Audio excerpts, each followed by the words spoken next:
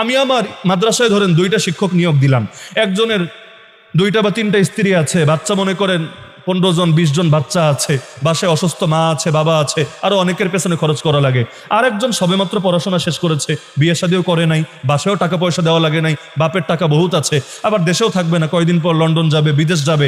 এখন ওই কয়দিন একটু নাম তো লাগে, যে কোনো এক জায়গায় বেকার, পরিচয় তো লজ্জার, ওই শুধু নামটা লাগানোর জন্য প্রতিষ্ঠানে সময় দিচ্ছে। আমি যদি এখন এই যে কয়েকদিনের জন্য এসেছে, এই ছেলেটার বেতন ধরলাম 5,000, কোনো ওর বেতনও লাগে না, ওর এই পরিমাণ আছে, ও আরো মাদ্রাসারে দিতে পারে, তাও আমি বেতন দিলাম, সম্মানী দিলাম 5,000। এখন যার বউ আছে 2টা 3টা 4টা, বাচ্চা আছে এক গাদা, আবার ফ্যামিলিতে আরো চাহিদা আছে, ওরও 5,000 ধরাই দিয়া বললাম, বেটা সাম্যের বাংলাদেশ, ওরে দিলে তুই নিবি না কেন, ও মানলে তুই মানবি না কেন, ও যেহেতু মেনেছে তোরও মানা লাগবে। ইনসাফ হবে না বেইনসাফি হবে?